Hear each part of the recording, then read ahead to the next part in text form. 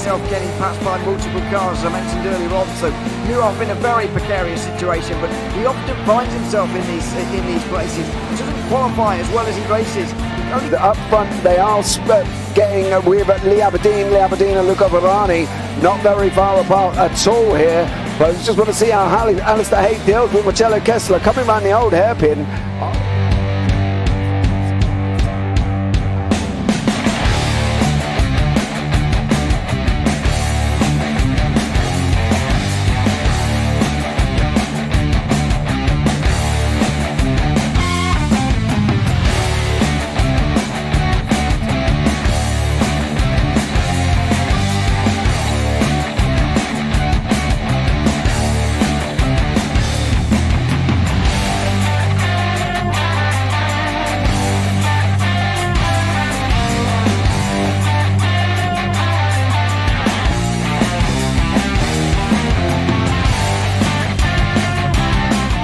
Say it's not the best decision they've ever made, just not having done that under the safety car, really. Yeah, they're taking their pit stop strategies from Ferrari lately or something. What's going on? In turn one, just too much gas on them, too much feet on the loud pedal, and unfortunately he's dropped him all the way down the order. But Philip Hammer is out in front by an 8.91 seconds.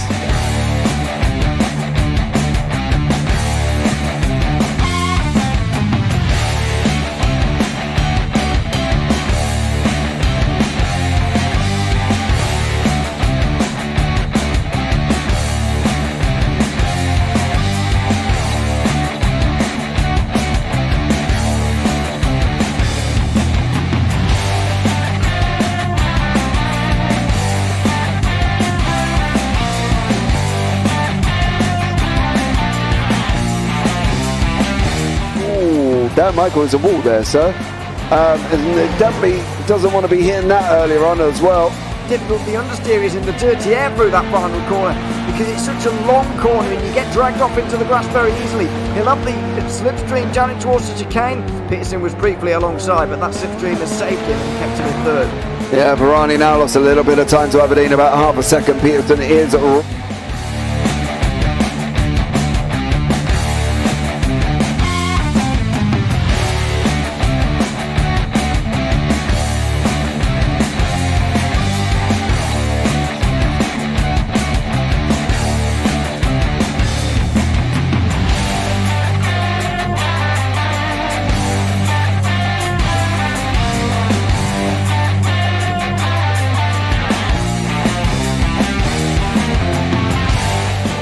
Pike's pushed Morton forward up ahead. He's got out of line. Is now Pike going to have a go at Werrell? Don't push him off. He's in the championship fight. Jack Werrell chasing down Carl Jacklin. Further down, Rob Williams and Chris Barnes. Sensational run outside line now though for the heavy braking zone. Around the outside goes the Audi R8. Look how much Miller's caught back into play. Exactly. Miller's still such up. He's touched on second and change. All of a sudden Miller's back in play.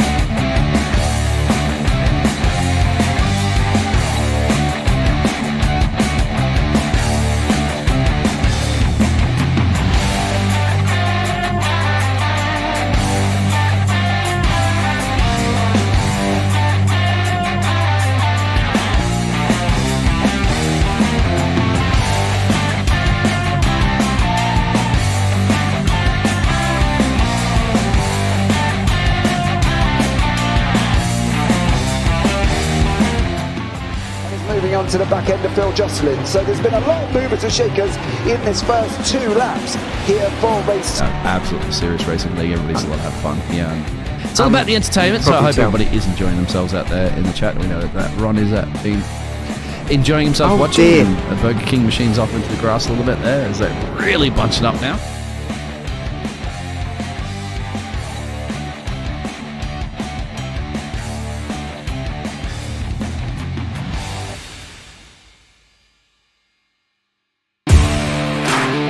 Standing out from the crowd is a challenge. You have the passion, courage, and ambition to do something extraordinary. You have an awesome story to tell and a wonderful vision to share with the world. At Eddie Videos, we take that vision and turn it into reality so you can be heard above the rest. You need something different, and we give you the ultimate advantage. We can help you transform your ideas, images, and clips into a professional video that brings your message to life and sets a new bar for excellence. Visuals, voiceovers, editing, animations, whatever you need, we've got it all.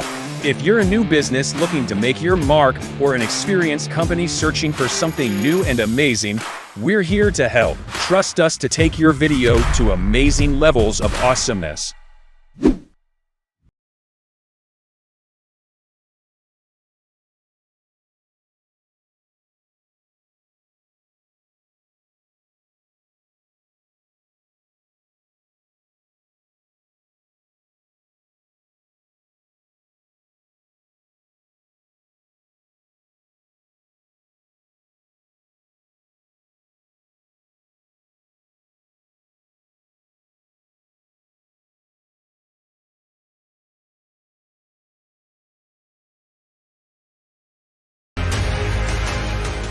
Does he have it? Medeiros is going to get it. They're going to toss it. They haven't got it. He's on the outside line though, going into the fastest corner on the circuit. Surely this can't work. Dominic Ligner has got a sensational run outside line now though for the heavy braking zone. Around the outside goes the Audi R8. Look how much Miller's caught back into play. Exactly. Miller's still such chopper. He's touched on second and change. All of a sudden, Miller's back in play. Can Barry do it? Big Barry's going to do it. Big Barry!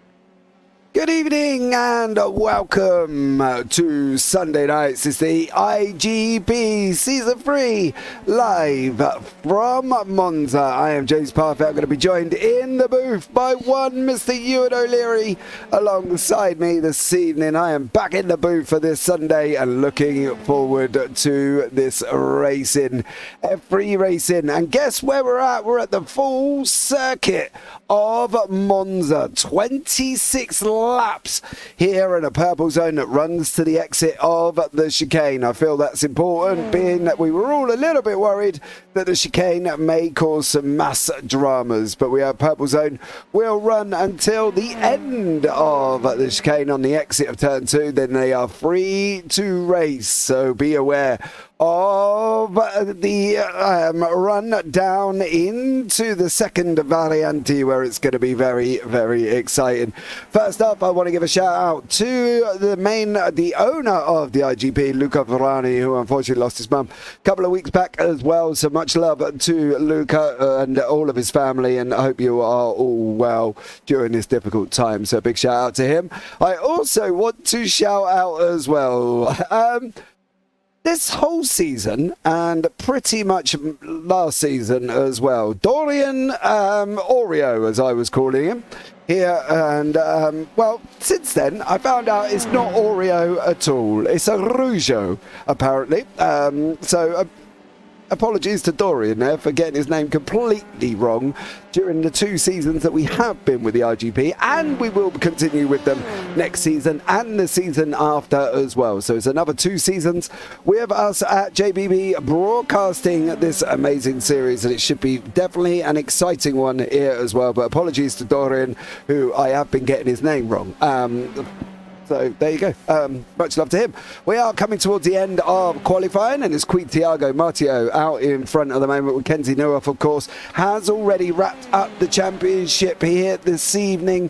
He did it last week, I believe. I watched the broadcast back, heard my very own Ewan O'Leary shout, Kenzie Newhoff is the champion. And in the rookie series, it is Connor Gibb is also the champion as well. And in the 2.5K, Reno Scattini is the outright championship winner there. In the overall teams, now I believe No Limit Sim Racing are pretty much done. I've got a funny feeling they are out of contact with Scudiera Hydro Race Racing Forces Formula Sim Racing Team by iRace. But we will see how that one pans out. In the rookie teams, No Limits Racing, No Limits Sim Racing have won the championship by a massive margin. And in the 2.5K, Modern Racing Prince GP have also wrapped up the championship. So apart from the overall teams, which I think might be close, but I've got a funny feeling every single other series is already wrapped up here as well. So, yeah, there we go. Thank you so much to everybody. Welcome in, Ria. I won't be here the whole time, sadly. I'm going out for dinner this weekend. I'm going to burn like a vampire this weekend. Too much sunlight and fresh air. And then you're usually very good about that. Even when you ask me what mine was, you nailed it. I can't tell you how often I get called Subaru. Like, Subaru. So, there we go. Right, you've listened to me waffle on for more than about 5 minutes. I'm going to bring Mr. O'Leary into the booth now because I don't like talking to myself. Ewan O'Leary, welcome into you, sir. How are you? Good, thanks. I'm looking forward to the final round. It would be nice to have something on the line like we did last season, wouldn't it, really, with the iGPF Free League? I mean, we can't have championship finales every time, and I think we'd have done very well this season to get a better one than last season. If you remember back to the final race at Silverstone, we saw what would have been 13 weeks ago now, wouldn't it? It was a great battle between Lee Aberdeen and Kenty Newhoff, and the two of them were fighting for the win. It was a case of whoever wins the title. And it was absolutely fantastic. I think it will be quite a while until we see something like a repeat of that. But we do have Kenty Newhoff at the front of the standings, and he's pretty much wiped the floor with everyone this season. He's been fairly dominant after a little bit of a slow start. He's not finished outside of the top 5 since round 3 now, so it's been a wonderful season for him, and it's almost a lap of honour for him here in this final round. Yeah, as you see, the standings are on your screen. Kenty Newhoff has won. He's on 409 points. He cannot be caught. Christian Glamseater in second on 359. Conor Gibb in 343. Andy Frillin on 333. And then Antonio Jimenez on 327. So third place is still up for grabs, to be honest with you, between Jimenez, Flint and Gibb. Putnieks on 296, a little bit too far back for my liking to be able to get third. Chuck Morrow in 7th, Leonard Cherry 8th, Townsman 9th, Otlobs 10th, Robert Ridgway 11th, Evan Way 12th, Koji Ito 13th, Rino Scatini of course wrapped up the 2.5K championship, and Vyacheslav Potapenko down in 15th. In 16th is Yang Shi Lin, and then in 17th Pedro Suarez, 18th Irving Tumakans, and then we go on to 19th Dorian Arujo, and then Jakob Olezwinski are rounding out your top 20. So we're at Monza, right? You know, this is a could be quite an interesting race considering nothing's on the line. Yeah, and we often speak about the opening chicane of this racetrack as well on lap 1, but with that purple zone, of course, it's going to mean that there's not going to be any active overtaking on the way in there. It could alleviate the problems that we always have at that section of the racetrack as well, so it could be a bit of a different feel to the start of this race, but it's going to be an interesting one. It's the final round. There's not a lot on the line for many of these drivers, and so they'll be racing with a bit of freedom tonight. They'll be racing without the fear of something going wrong, because there's no consequences for it really, and so I wonder what effect that's going to have on the field today. We'll find out over the course of what will be a fairly lengthy race. 26 laps is more than half for the Grand Prix distance they ended up doing early on today. Yeah, exactly. No, Alex, no, Kenty can't lose the championship. Even when I apply 2 drop weeks, he is still out in front. Now, Alex Richardson, No Limits have won the overall teams too. Okay, that's fine. That wraps that one up for us. That was the only one I was a little bit debating about. Alex Hitchchip for Racing Forces, that's cool. He can't. I don't think he can. It's just not physically possible. The website is red after 2 drop weeks, which normally means that they can't get near the person in that position. So normally they have won. I'd be very surprised if he can actually be caught, Kenty Newhoff. So let's see how that one works out, but I'm pretty sure it's done and dusted. We're just waiting for Adam Townsber, of course, from the Scudiera Hydro Racing Forces Formula Racing Team by iRace as well, to finish off his lap here as well. So there we go. Thank you. Nice. Yeah, he's all done. He's all done and dusted. He is the champion. So there we go. Well done, Kenty Newhoff. Shame I missed it last week in Laguna. I heard Laguna was a good one. Yes, it was a fun race, and there was a lot of chaos, I've got to say, and that's what helped Newhoff actually clinch the title. He might have been able to do it anyway, but he clinched it with a great final bit of a performance himself as well. And when you apply 2 drop weeks to the standings, he has still 28 points over the rest. But you've got to remember that with the strength of the drop rounds that he has, he can't actually lose that many points. So you are right that, when it's within 43 points, going into the final round, normally that means you can lose a title, but not here, because Kenzie Newhoff's drop round at the moment would be 39, which means you can gain 4 points only. And when you've got a 28-point lead, that means that gap can't close. So Kenzie Newhoff is indeed guaranteed to be champion, but he's making absolutely sure of it, isn't he? He qualified very well here on the inside of the second row here at Monza. Absolutely right. The grid is going to be up now. We're going to be up and running. Let's bring you through the grid. Thiago Matteo is in first.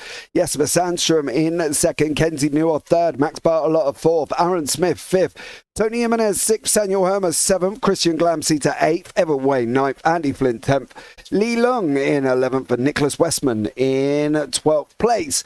Connor Gibb in 13th, Robert Ridgway 14th, Leonard Cherry 15th, Jack Willems 16th, Adam Towns was 17th, Chuck Morrow 18th, Marek Otlovs 19th, Ryan Berry 20th, Simon Fetty in 21st, Vyacheslav Potapenko in 22nd, Koji Ito 23rd, Steve Ridders is in 24th, Marcis Putnieks in 25th, Alvin Chan 26th, Nick Carty 27th, Reed Dennis 28th, Garrett Spence in 29th, Paolo Brehm in 30th, Zoltan Zamora in 31st, Clark Williams 32nd, Michael LeMay down in 33rd, then Ben Gaiotti in 34th, Rino Scattini 35th, and Artur Mayorga in 36th, Matt Brewer 37th, Dorian Arujo in 38th, Patrick Rowlands 39th, Timo Mulikangas in 40th, Philip Lucas 41st, Feed Rossano 42nd, Mario Micheletti in 43rd, Marcello Kessler 45, Cesar Martin in 45th, and Maximilian Gerber in 46th place. 46 cars on the grid here, Ewan. It's a good job they're not rushing down into the first chicane, really, because that could be quite chaotic. Yeah, and I think it is going to be quite chaotic anyway. The stack up that we're going to have on the way on the brakes there, the big braking zone, because it is a long run down towards turn 1, don't forget as well. It's going to be quite tremendous, and those in the midfield especially, those at the back of the pack can sort of back off on the way in and you can take it quite leisurely, but if you're in the midfield, you've got to stay with the leaders and make sure you don't get hit from behind by those who are behind you. So those guys who are right smack bang in the middle of the order, like Potapenko and Ito and Steve Ridders, they're all going to be under a lot of pressure into turn 1 nevertheless. Here we go, lights out, don't forget purple zone till the exit of turn 2, so there is no active overtakes until then as these cars do pull away here at Monza, and it is Matteo who's going to be leading the field with Jesper Sandström in second, but it's how quick can Matteo get through the chicane and then get on his bike here, Ewan? That's going to be the question. Can Matteo start clearing up? Off we go, and everybody is racing. There's been an accident at the back as well, I believe, with Michael LeMay. Unfortunately, looks like he's been caught up with Philip Lucas. That's a bit bizarre from Clark Williams. How did you end up there, dear sir? That's never good on the run down to the first chicane where there is an active purple zone. So unfortunately for Clark Williams, what did you do? Oh, Michael LeMay at the grass, and then comes across, and unfortunately there it all got a little bit messy, and I've got to be honest, Michael LeMay probably the main protagonist of that one. Yeah, and this is what I was saying earlier on about being in the midfield at the start here. You've got to be very, very careful. There were cars all over the place on the way towards turn 1 there as they made their way in, and that was quite difficult for everybody to avoid as well. So lots of contact made, and not a great opportunity for Thiago Marto to actually get away from the rest here. Sandström's right behind him. Then you got Newhoff and Smith all there. They were pretty single file on the way in towards turn 1. It meant that they could take their own lines, and Marto couldn't really stretch out that gap as much as he'd like to. Couldn't break the slipstream on the opening lap, and now he'll be under pressure for probably the rest of the race. Yeah, Aaron Smith has got a little bit of an internet issue there as well. And then further down, we've got Evan Way. He is fighting out at the moment with Christian Glamseter. Glamseter from No Limits Sim Racing tucks in behind him here as well on that run over the start-finish line down into turn 1. This is where the draft is going to kick in now for Glamseter. Can he get him down into the first chicane? Here he goes. He pulls out to the right-hand side. He's going to be looking up the inside is Glamseter. Sandstrom's also past Martio up front here as well, but it looks like Glamseter is going to make his way through. They're going to be close on the exit here, and it is Glamseter who has gone and got his way through. Jesper Sandstrom makes that move down the start-finish straight here, Ewan, and takes the lead. Yeah, the winner of the last 2 weeks of racing, or the winners of the last 2 weeks of racing here in the iGPFun F3 League are 1 and 2 and exchanging places. Last week, Thiago Marteau had a pretty leisurely drive on his own at the front of the field, down, to be honest. But it's not going to be the same this week, as Kenzie Newhoff has had a slowdown on the way out of the Della Roggia chicane, the second chicane of this lap. It's very easy to do. That won't be the last one that we see today. Yeah, definitely not here as Jesper Sandstrom, Quee and Martio up front. Samuel Herma is also battling away with a drive X of Tony Jimenez, and he's also got Kenzie Newhoff in front of him. You can see Aaron Smith there, big old blinks there as well. And through goes Samuel Herma over Kenzie Newhoff, and Newhoff is trying to come through. Further down, we've got Nick Carty battling away with Garrett Spence here. Carty in the blue, Spence in front of him at the moment as well. And this massive grid, even down here with Koji Ito and Marek Otlofs are fighting it out down in 32nd and 33rd place. As you can just see there, Koji Ito trying to go up the inside, doesn't quite make it through. Martio has got his way back through over Jesper Sandstrom. Sandstrom's going to have a go down into the Varianti Ascari, Prima Varianti, sorry. Is he going to be looking at taking his inside line, Ewan? I think this is going to be a continued trend. Swapping backwards and forwards, down into the first chicane, down into the last chicane of the Varianti Ascari. And I've got a funny feeling this is how this one's going to play out. Well, I'm not sure if the exchanging of places is going to be quite so uniform and quite so almost regimented, if you like, between the two of them. I don't think they are going to exchange, give and take every single time. I think they're just going to go through when they feel like it, but I think that this exchange will indeed go on for a long time. It's difficult to break away here at Monza. The longest stretch of corners really is this one.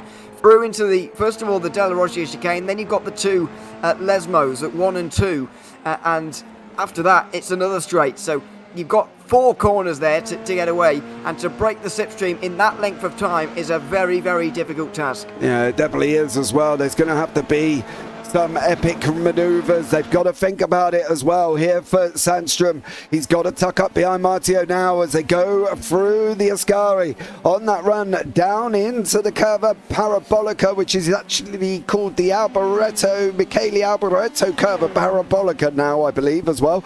So that's had a name change as Sandstrom does try and close that gap up. He's coming down 3 attempts at the moment. Aaron Smith still blinking in the background. Is Sandstrom behind to get that move at the Parabolica down into the start-finish line and then down into Varianti here once more. As you can see, there is a back marker already in front of us. That's going to cause a little bit of an issue here for the guys up front as Martio is getting closed down. Leo Lung is in front of us. Is Sandstrom going to be looking at going up the inside? He's not this time around. What's happening with Max Bartolotta and Andy Flint? Is Flint going to try and make that move? He's not. He's slotted in. But look at this gaggle of cars here, Ewan. Connor Gibb, Leonard Cherry, Ridgway, Jacques Willems all fighting out. Well, this is very busy back here. Oh, Gibb defending on the inside there, and I thought he was going to squeeze Sherry entirely. Ended up giving enough room and actually gives himself a good exit off the corner as well, which is very helpful. Zach Willems there just stuck in the middle of the pack, but this is more like what I was expecting from the leaders, actually. I guess I should have been not so naive to think that the top 2 wouldn't have destroyed the field, because they do seem to have a pace edge over the rest of the top 10. But further back, this is the kind of racing you get from Monza in F3 cars. It's difficult to break away. There's loads of slipstream. There's loads of chances to battle. It's just close racing. It's like it's like over racing, isn't it? Just everybody packed up together, racing really close to one another. Chances to overtake on after every straight. It's quite remarkable at this track sometimes. Oh, the leader's still battling it out. Sandstrom got really close there as well to Matteo as we're going now 3 tenths back. Matteo's picking up the 6th stream from Lung in front of us, but here comes Sandstrom, 2.5 tenths, 2 tenths. He was down to 1 and a little bit now as well, back out to 2.5 again. Surely Sandstrom's got to be making his move down on that start-finish line here as well. He's got to be trying to progress through. I think he's got the speed that can possibly get away from Matteo as long as he's looking at obviously Lung in front of us here. He's one and a bit, now under 1. Here goes Sandstrom once more. He's on the inside. Lung is going to be there as well. What Sandstrom really needs to do here is clear that now, clear Matteo, which he has done, and then use Lung to hold Matteo up by settling in behind Lung to basically use a back marker. I think that might have been a good enough run actually for Marto to have a go in towards the second chicane, although it's always difficult with the Curva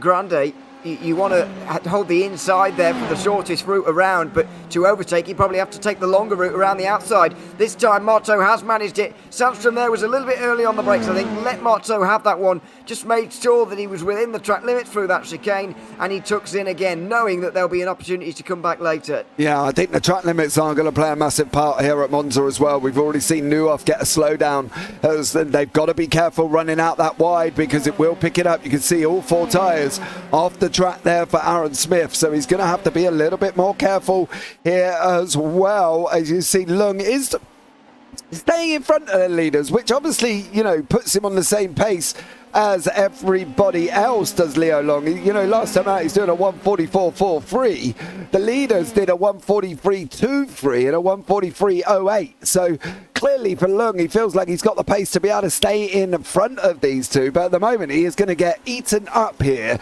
like an absolute trooper, and he needs to decide what he's going to do. You can see there Matteo getting a little bit loose out of the final corner, and unfortunately, it looks like we may have lost Garrett Spence, who's facing the wrong way. Garrett Spence is facing the wrong way, unfortunately for him, and Ben Gaiotti has also had a moment going down into the first variante. Prima variante here. What did he do? I think he's just going to go in too deep on the brakes. What about Garrett Spence? Oh, he's hit the sausage curb, unfortunately for him, and around go to Garrett Spence here as well. But Max Bartolotta side by side at the moment with Evan Way. Yep, just holding on to the place there. Bartolotta round the outside through the first part, gave him the inside for the second, and he's been able to get a good run on the exit as well. So all of the boxes checked there, if you like, and he's held on to 7th for now. Evan Way just behind. Then there's Christian Glamsuter and Andy Flint just behind as well. They're fighting for 9th. Investment is there as well. Then you've got the battle with Connor Gibb, although that group is starting to splinter a little bit. It can't hold on like that forever, of course, and we're approaching the quarter mark in this race already, and the field is starting to spread out a little bit, even in the midfield. No longer is Connor Gibb at the head of a mighty train. They're split into little groups of 3 or 4 now. Steve Ridders, Ryan Berry, Chuck Morrow and Adam Townsburg. Then you got Robert Ridgway and Jack Willems further up, of course. You can see now Bartolotta has got a problem. Max Bartolotta has got a problem. What did he do? He runs out onto the grass, and he's still on the grass, is Bartolotta as well. I've got a funny feeling this could have something to do with this off track as he goes around the second Lesmo. He goes out onto the gravel. He chews it up through the polystyrene. Oh, and he hits the barrier, unfortunately for Bartolotta, and then he just parks it up. Martio's still out in front at the moment here, Ewan, as well, as they've just gone rushing past us, and Sandstrom's alongside. Yeah, a bit of a silly mistake there for Bartolotta to lose out in that way, but either way, these two still on the road, and it's Sandstrom down the inside again. Thiago Marto letting that one go, and it's just going to continue on like this for quite some time, isn't it, at this stage? 6 laps down, still 20 remaining, and there's no way of separating those leading two, although they are showing themselves to continue to lead the field by quite some distance. The gap to Smith now over 3 seconds for the first time. Yeah, definitely flying along. These guys as well, doing an absolutely stellar job, scrapping it out once more at Monza. Andy Flint and also Christian Glamsetter as well. Jack Willems and Robert Ridgway side by side. Ridgway's just gone through. Stephen Ridders and Ryan Berry. Berry's just gone through as well. And then further down, we got Nick Carty here with Philip Lucas and Paolo Brem, as they're also fighting out once more as well. Round the second variante they go. It's all going to get a little bit manic here, I've got a funny feeling, and we've still got 19 laps remaining.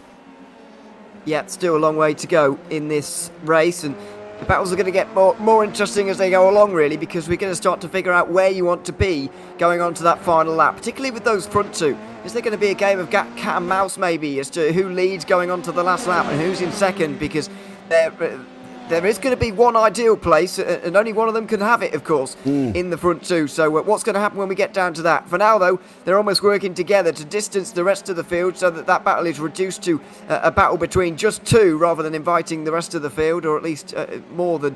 well, it's going to be difficult to invite the rest of the field because they're a bit spread out just behind them. But either way, they don't want any more than just the two of them for now. Yeah, you've got to gap the cars in front. You've got to try. I know it's not always easy here, and don't get me wrong, Monza is a track of speed, and there's a few straights with a few little wigglies. Do you know what I mean? And that's the thing with Monza, and I think that's what makes it so interesting, is the fact that the likes of Robert Ridgway and Jack Willems still fighting out as they're going through the first chicane there. Sandstrom is still out in front with Matteo in second as well. Andy Flint passed Bartolotta, Westman passed Bartolotta, and Connor Gibb did. Obviously, we've seen what happened to Bartolotta. Morrow passed Townsma, and Townsma passed Morrow. So there's action further down here, and they've split up as well. So there's a lot going on. Even Milikangas is having a fight with Adam Townsma once more.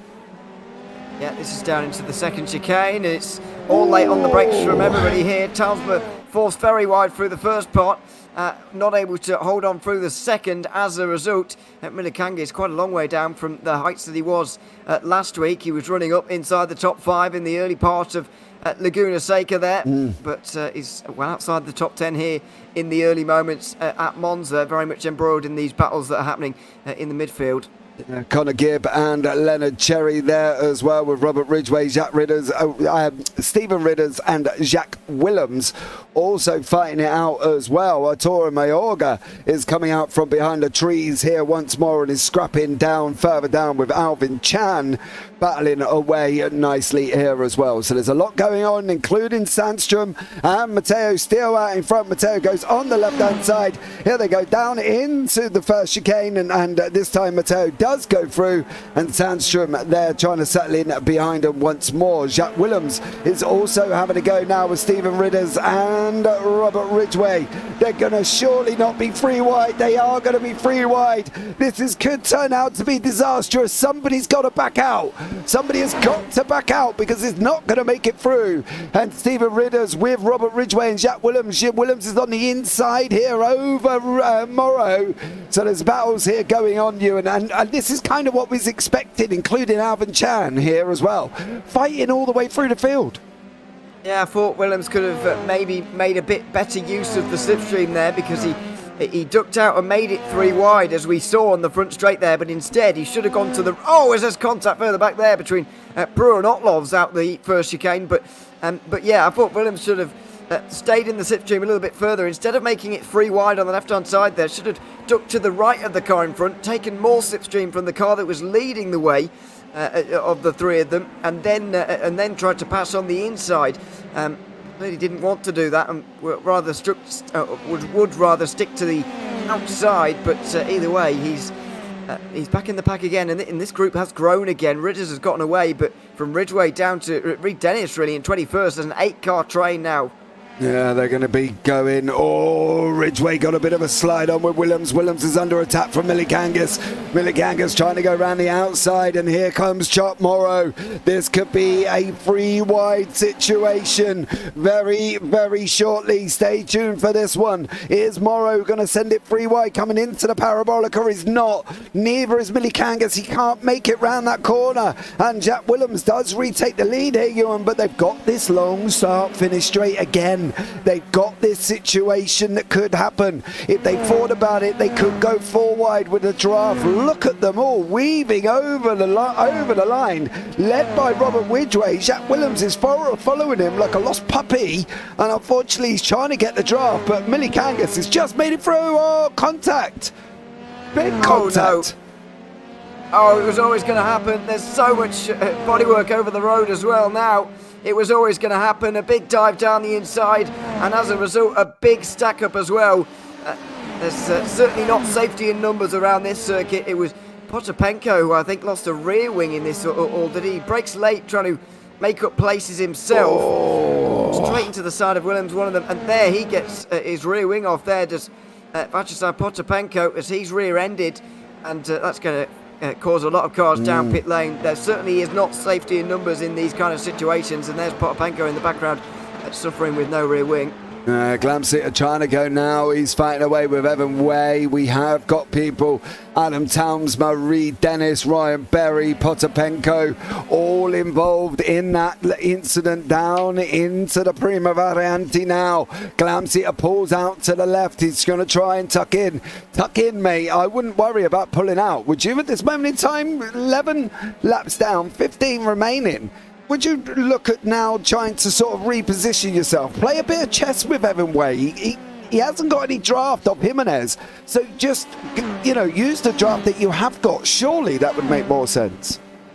Well, they haven't got the draft right now. They might do well to work together here and catch Jimenez and start fighting for that 6th place. As Glamsit makes his way down the inside of Way. I'm not sure they're on the same page, really. Way braking fairly late in towards turn 1, not letting Glamsit come back to the racing line on the way in, but also not threatening him on the exit of the chicane, really. So I don't think that he can have too many complaints there, Glamsit. But yeah, we'll see if they decide to work together or battle, really, because they do have a decision to make there. If they get organised, they could fight for 6th place.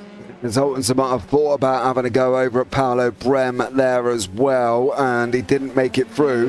Matt Brewer on the left-hand side, that's Marek Otlovs alongside us in that lovely purple livery car. I've got to be honest, that purple does really pop in the sunlight here as well, and does an absolutely stellar job.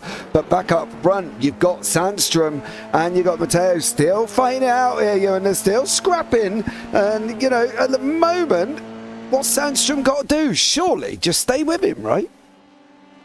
Well, that's the idea for now. It kind of depends how close he is, really, as to whether he goes through or not. And it seems to me that Marteau overtakes Sandstrom a bit quicker than Sandstrom overtakes Marteau in these exchanges, but I'm not sure there really is a lot we can learn from these at the moment. They're sort of if you think of a tennis analogy, they're sort of just rallying, they're sort of just hitting it to each other, and there's not really a lot happening. You can't learn a lot at the moment from these two. Sandstrom very much in the slipstream there. It's a new fastest lap from Marteau, but it's still not good enough, and it's going to be Sandstrom who takes the lead. He's even able to pull back to the racing line as well. There's, as I say, really not a lot you can learn from these exchanges right now. If either of them makes a mistake, then obviously the other will be away with the race win. But as long as that doesn't happen, and as long as they don't make any glaring big errors, then this will go on for another 10 laps, and then things start to get a little bit more significant. Yeah, I think it's going to be towards the middle, towards lap 20 to 26. That's when they're going to go straight at it. I think that's going to be the interesting thing for these guys as well. Backwards and forwards, the chess game. Checkmate, chess, check, check, check, check. It's never going to be checkmate until they go over the line, and I think these two are just going to carry on backwards and forwards and backwards and forwards and backwards and forwards continually until what time it all gets resolved. Connor Gibb here with Leonard Cherry is literally right up beside him at the moment, so Connor Gibb having a great scrap with Leonard Cherry here as they're going round the second Lesmo, and out they go off the other side now on that run up into the Ascari, the very last chicane here before we go up to the Michele Alboreto Curva Parabolica, I believe, as well. So a great scrap all the way through the field. This is for 11th and 12th. Yeah, and a late move to the racing line there from Cherry, but it's all right in the end. Connor Gibb having a bit of a better race than he did last week, where he got caught up in an incident at the corkscrew on the opening lap, which basically put an end to his championship hopes right there and then, or it certainly did, as we learnt in hindsight. down the inside for Gibb there. At least a look on Sherry. Not going to happen this time. No move on this occasion. He took low on the exit as well of the Parabolica for a shorter run maybe on the straight, and should have enough slipstream here to at least challenge in towards turn 1. Yeah, well, oh no, on a straight! No, you don't crash on a straight! Ever! Oh! And that is not how we expected that one to end. No, absolutely not. Well, that was a bizarre one, really. Conor Gibb was closing, looking for a move. He went to the inside eventually, and in my opinion, Sherry just comes across on him there. Sherry's just come across on him and put himself into the wall. I don't think Conor Gibb is at fault for that one at all. Thankfully, nobody behind got caught up either, because there was a car spearing across the road again and again, but thankfully wasn't collected by any of those you can see in the background of this shot. Yeah, I don't think Conor Gibb's done anything wrong there for me. He's just driven his line. He's gone to the inside there, look, and there's not a lot of contact, it really, in fairness to Sherry, but he has come across there on Gibb, in my opinion, and he's paid the price for it in a big way. Yeah, here we go. Gibb goes to the right. Cherry comes out. Oh, they get linked together anyway, don't they? And that's not the most easiest thing for them to determine here as well. So, unfortunately for them guys, they've, they got linked anyway, didn't they? They had that kind of magnetic force that pulls people together.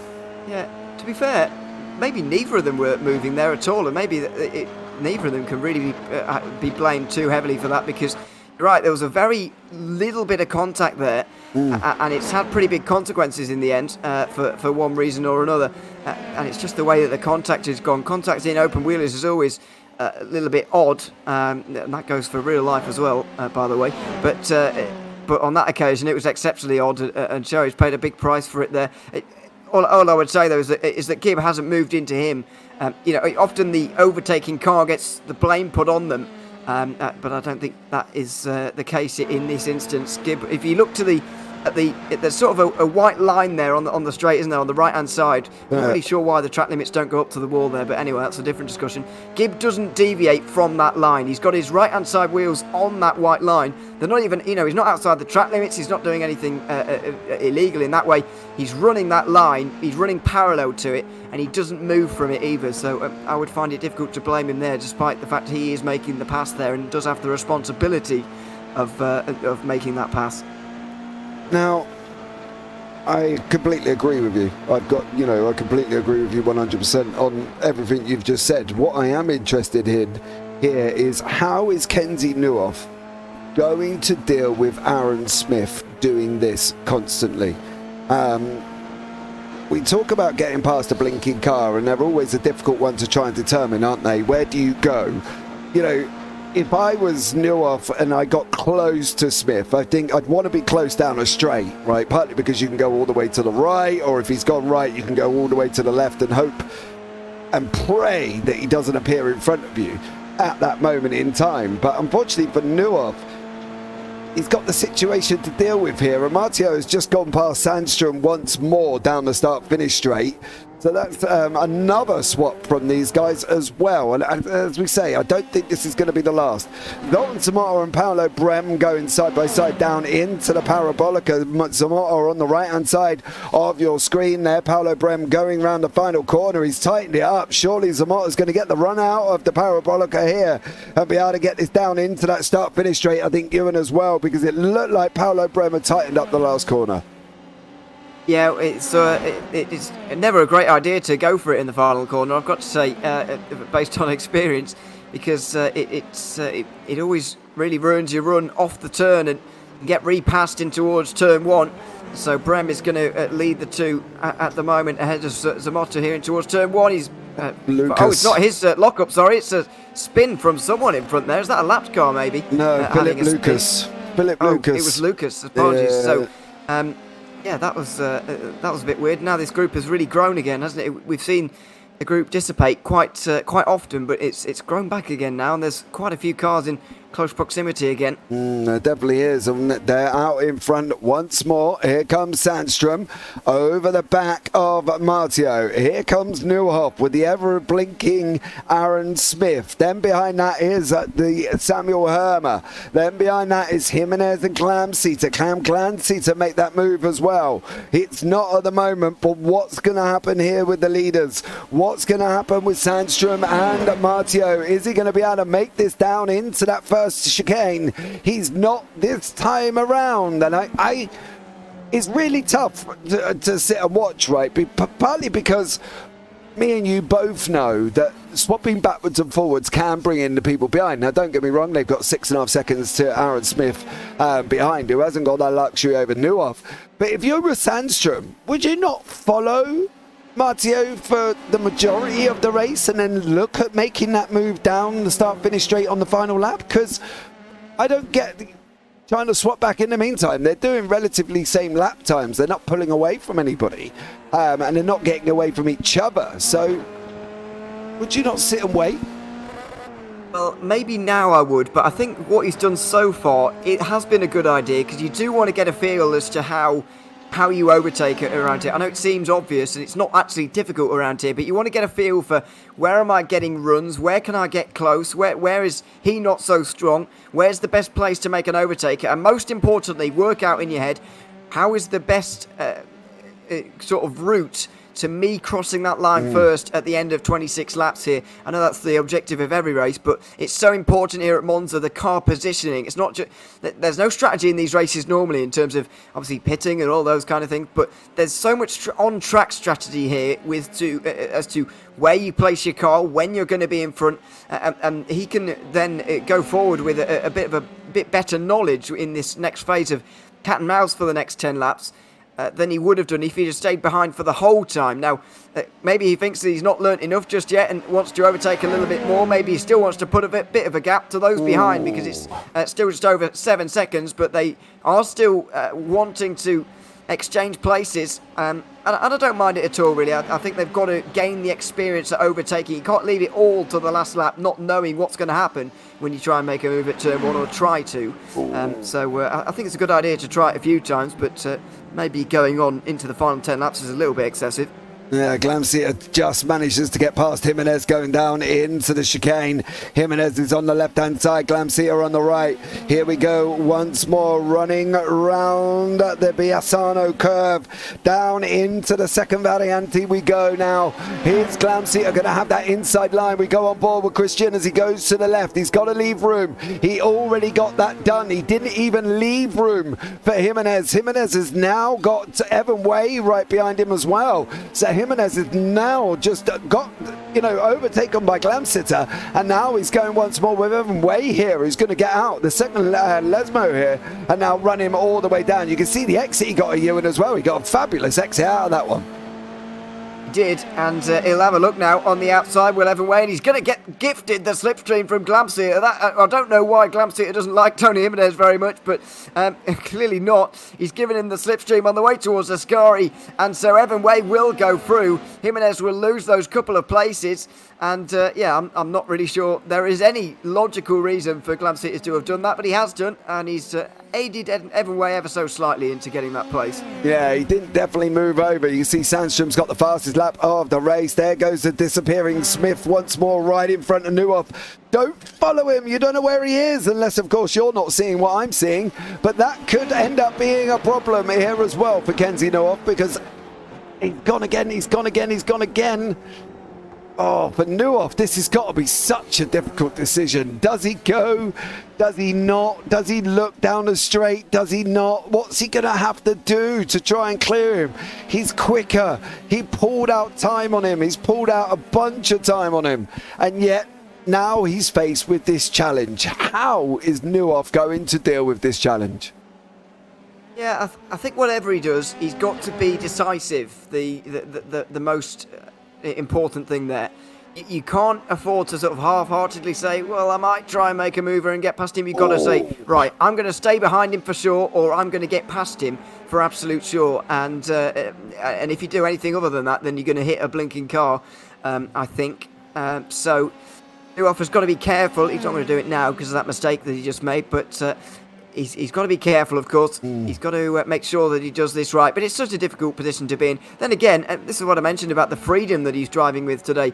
He knows that the title was wrapped up. If the title was on the line, it might be a bit of a different story, but that's not the case. He knows exactly what he needs to do, and that is, of course, nothing. So he doesn't have to be worried about the car in front. Exactly. He doesn't have to worry, but he does have to worry about the car behind of Samuel Hermer. Evan Way is now having a go over Jimenez, not going to make it through. Andy Flint not making it through, neither is Westman. What about Marek Otlovs and Paolo Brem? They're still scrapping it out. In front of Paolo Brem is Zoltan Zamotta, but Otlovs now tucked up behind Brem is going to go to the left-hand side, the right-hand side of your picture now, and going to be looking up the inside. Is this going to be a move from Otlovs? Is there going to be contact? I think there was a little bit of wheel contact. Brem's keeping his foot in here on the exit. He's going for it now, down on that run into the parabolic, and we go. Zamotta's all the way across the other side. I'm not quite sure why Brem's not over there using Zamotta as much as possible, but also Carty is it behind him as well, as Nick Carty there goes past and has a go up the inside of Arturo Mayaga, who gets a big old slide on the exit. Up front, Sandstrom still with Matteo.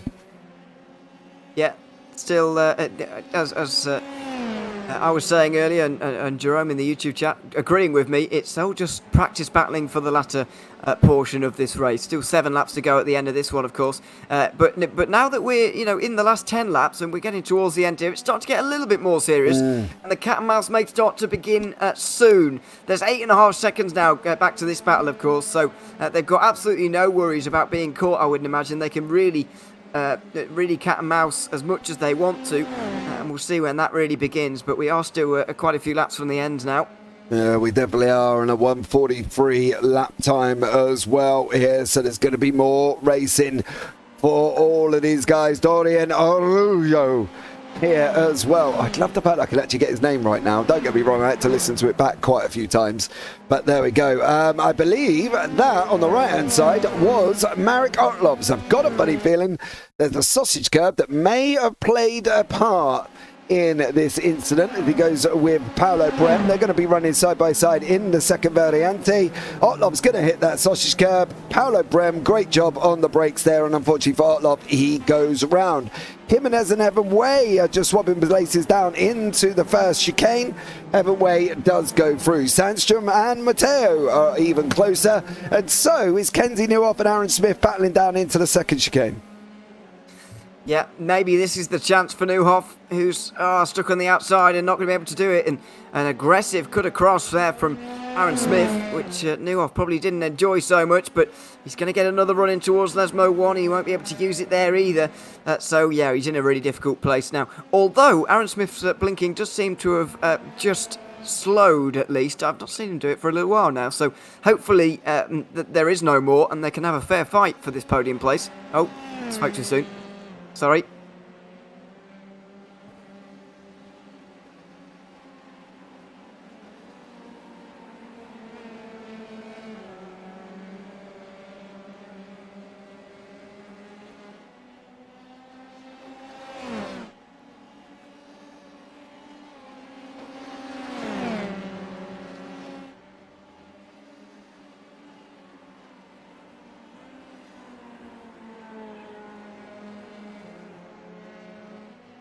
Yeah, I wouldn't imagine that he knows this is happening, unless it's a very regular occurrence for him in just regular iRacing races.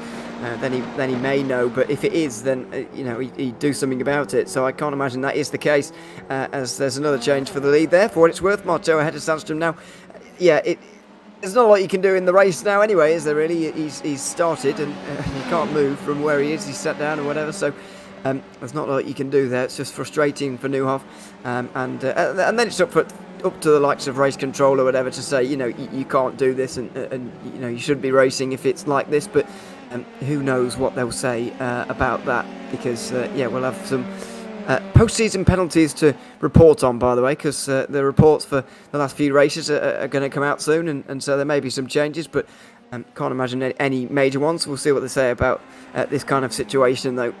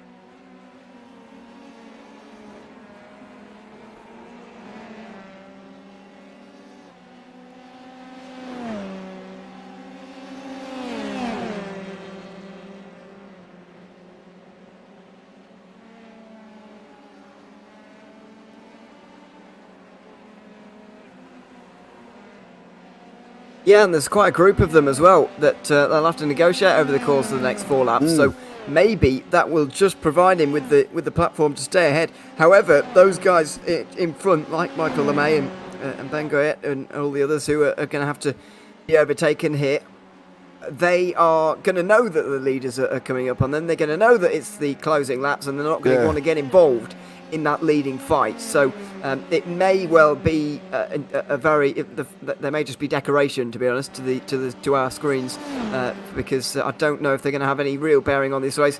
Now Marteau starts to move around a little bit and do some strange things. Sandstrom sets another fastest lap of the race, but Marteau deliberately avoiding the slipstream. I wonder if he's going to stay behind now until the last lap.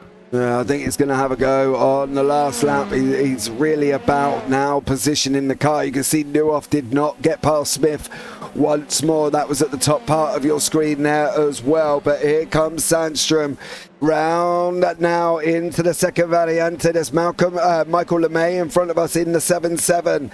It's just about to be lapped. Then up in front of that is Adam Townsma. Now can these guys start manoeuvring the traffic? Don't get me wrong, after Adam Townsma, it's a 10-second gap to Rino Scattini, and I think that's a little bit too far out of reach. But it is about the here and now. And here right now, Sandstrom is ahead of Matteo with Michael LeMay, the back marker, in front of him. Yeah, and he will certainly be close enough to pick up a slipstream at this stage. But as I said earlier, I don't think Marteau's really interested in going through at the moment. Sandstrom certainly is not under that impression. He defends on the way towards Ascari. Doesn't have to go side by side with him on the way in there, but does have to keep an eye on his rearview mirror.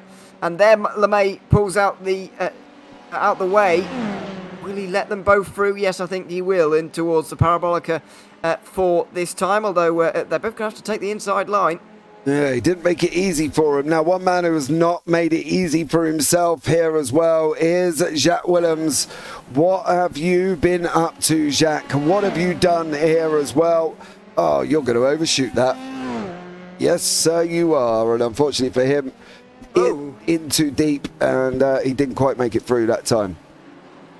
No, just a little bit too late on the brakes there, and found himself skating over some of the sausage curbs you get down there. Michael LeMay was getting quite close to the leading two out the first corner there, or into the first corner, I should say, on the third last lap now. But thankfully not getting involved with them as this battle for third continues to stay the same as well. There's Marteau waiting at this stage. As I said earlier, the winner of the last 2 weeks of racing here in this league, Sandstrom and Marteau, both been successful down the seasons as well, of course. Two great drivers, and it's great to see them have to fight with one another as well, because certainly Marteau last week didn't have to do any fighting with someone else to win the race. He just drove away with supreme power and speed, but nothing like that this time. Both of them are going to have to fight for this win. Yeah, it would have been interesting to see if both of these guys were maintaining in the championship, where they would have been and how, where they would be positioned, should we say, within the likes of Newhoff. Do you know what I mean? And I think it would have been interesting to see where these guys would have ended up here, Sandstrom and Matteo as well. So it's a shame because, Matteo's down in 36th at the moment on 112 points. And I can't actually find Sandstrom's in 45 on 76. But the fact that they've gone on and won races and they've done it convincingly makes you wonder where they would be if they completed the season. It does, and that's we often get that in these seasons, really, who, with the consistency will be able to. I mean, if Gianfranco Bugotto was here for a whole season, what would he be able to do? Because he always qualifies and poles and wins when he's here. Well, not always, of course, but very often. And it just makes you wonder with some of these drivers what would happen if they were here the entire time. But don't forget, a championship's about consistency, of course, and it's difficult to achieve. We've all had great days in sim racing where we've driven out of our skin and we've won. And I'm not saying that's the case for either of the front two at this race particularly, but it is about consistency over the course of a season, and the amount of drivers who can achieve one race win is a lot more than those who can achieve multiple. Yeah, it definitely did there as well. Unfortunately, Alex, you're telling a fib. Kenzie did not get past Aaron at all. Kenzie is still behind Aaron, and I promise you he is still behind him. There you go, just to prove my point. Sandstrom now on the defensive here as well, pulls out to the right hand side, coming into that Ascari. Over the curb he goes. This is going to be one more lap for Matteo to be able to get through here. What would you do if you were Sandstrom? Would you let him through and then look at getting him back down the straight? Well, I wonder whether Sandstrom is trying to let him through at the moment. Was he lifting off entirely on the way in towards Parabolica there? Not sure, but Marteau was certainly very close. Now through the final turn they'll go. The pressure will be on and will be huge for the both of them, but it's hard to know when to overtake. Does Marteau go into turn one? Will it have to be later on in this last lap? Yeah, he's got to make a decision. Sandstrom's got to make a decision as well. Sandstrom sent him the long way round. Martio is looking at taking it down into turn one. He's going to have that inside line. They're going to be side by side. You've got to leave him room. Sandstrom's got to slide on. Now it's all down to Matteo. Is he going to be able to hold on? Newhoff and Smith. Newhoff still didn't make it through. Smith's made a mistake. Newhoff didn't get through, and now comes Samuel Hermer. This is the problem we've had with Newhoff. He's been sat there, and Hermer's coming back at him as well. Oh, sorry, Sandstrom was very close into the second chicane but couldn't quite do it. He'll have to do it later on, but the gap grows, and Marteau might have done enough here to hang on to this win on the last lap. Smith and Newhoff go side by side round the curve at Grande, and it was Newhoff, I think, on the inside line. So he was looking get through, and Hermer's gone now completely. I think, well, I don't know where he's gone, but Smith holds on from Newhoff, and Marteau has half a second ahead of Sandstrom now. Yeah, and Marteau has also got cars there as well. Hermer's had a crash. We'll have a look at the back of that one after the end of this race. Here comes now into the final run. You can see the 7 and the 40 car moving around. That's Townsma over Scattini, battling down for 27th and 28th. I've got a funny feeling it's going to be Martio that's going to take this. He's going to win this race here. I don't think Sandstrom's going to get close. He's not going to be able to. Matteo is going to take this one. He's going to go over the line. He's going to wrap it up. Thiago Matteo wins at Monza. And a great job there from him. What's happening with Kenzie Newhoff? He's trying to go up the inside of Aaron Smith. This is going to be close. Smith squeezed him into the wall. He nearly put him in the wall. They're going to be going, oh, it's a dead heat. 0 point. 0. Over the line. Oh! Wow. Well, I've not seen that for a very long time. And Newhoff involved in another very close finish on the very last lap. This is how it all happened into the final corner. He's weaving around everywhere with Smith, maybe one too many times to be honest, but it's on the final lap so we can forgive him for that. Newhoff is forced around the outside of the Parabolica but knows he's going to find himself up a dead end there, so he goes for a wonderful cutback and it's executed really well. The exit he's got is frighteningly good as well because very rarely do you get the run towards the line here at Monza. The way that the line comes so early, it's over the... I mean, you can't tell from the photo, and why would we be able to? Because the timing screen can't even tell them apart. And so we're going to have to just trust them that they've got this one right. I think the race results will show a difference, but it's probably no more than 100th either way.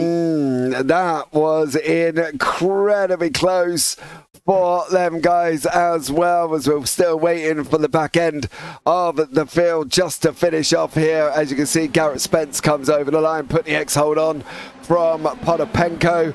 What about Townsend and Scattini? I'm not quite sure where entirely Scattini has gone, but I do want to try and find the Hermer incident and see. I think they're all doing burnout, so we've got to get down there as well. But this is what happened to Samuel Hermer as well on this final lap here, and unfortunately I got a funny feeling, did he go in too hot? He did. Oh, he hit Newhoff as well for good health.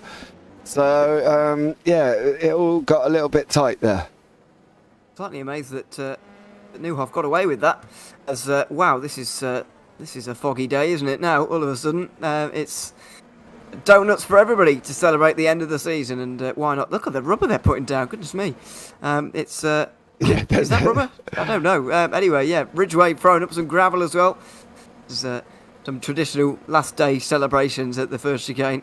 Yeah, so there we go. All of this as well is kicking off. So fair play to them. But now I think we've got to have a look.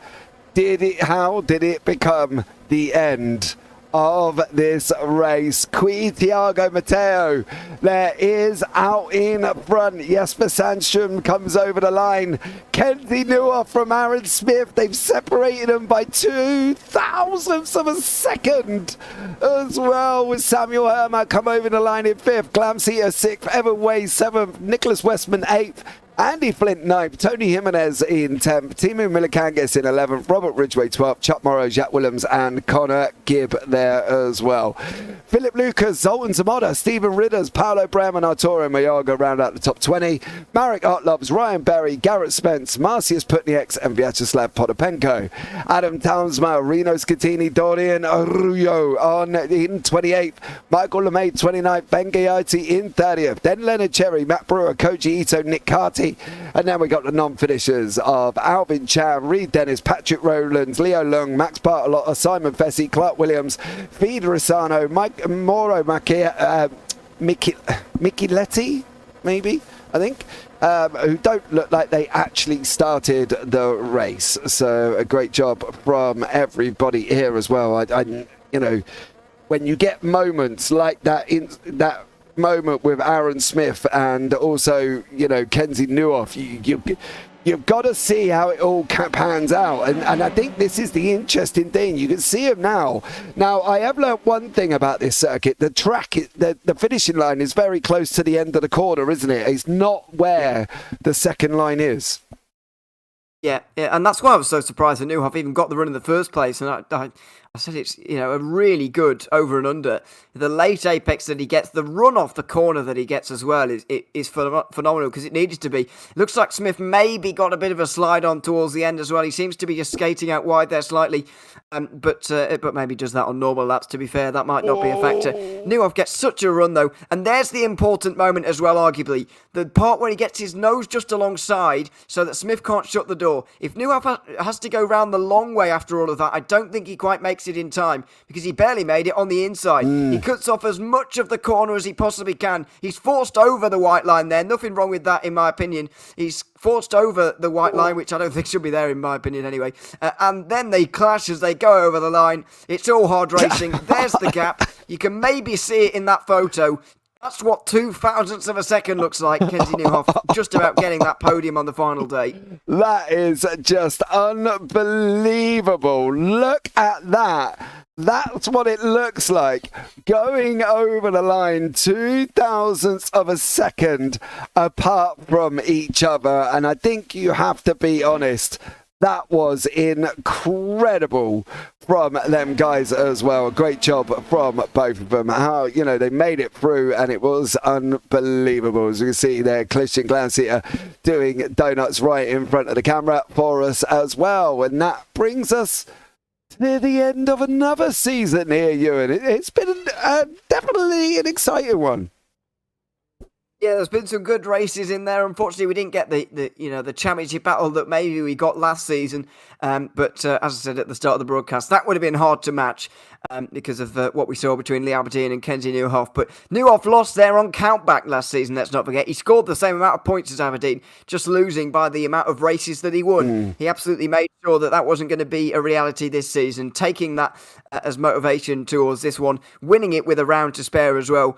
And what a great performance it has been from him over the course of Season 3 in 2023. Still one more, of course, in 2023 to come, 12 more rounds, and another championship battle as well. And hopefully it's going to be as good a season as ever after a week off from the championship rounds anyway next week. Yeah, there's nothing next Sunday, guys, I'm afraid, here from the IGP. We are back on the 17th of September, so stay tuned for that one. But I think we can all admit that rundown from Neuhoff and Smith was unbelievable, and a great job from everybody. It's been a pleasure here on the JPB YouTube channel to be broadcasting this for the iGPFun, of course, who celebrate their 20-year anniversary this year, and we've just completed Season 3. We will be back for Season 4, and we are coming back for the season after that as well, so we will be back for 2 more seasons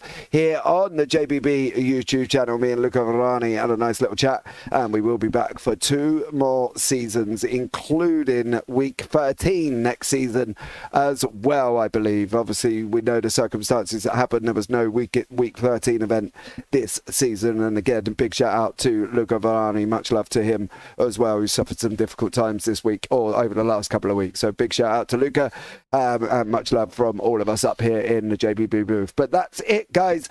That rounds out another season here on the JPB YouTube channel. We are 2 seasons deep. We've got 2 more coming up for you as well. And as you can admit from myself and Ewan O'Leary up here in the booth, it's been an absolute incredible season. Thank you to everybody that supported us over this season, and much love to you as well. Alex, we've seen in here regularly as well. Jerome, thank you so much.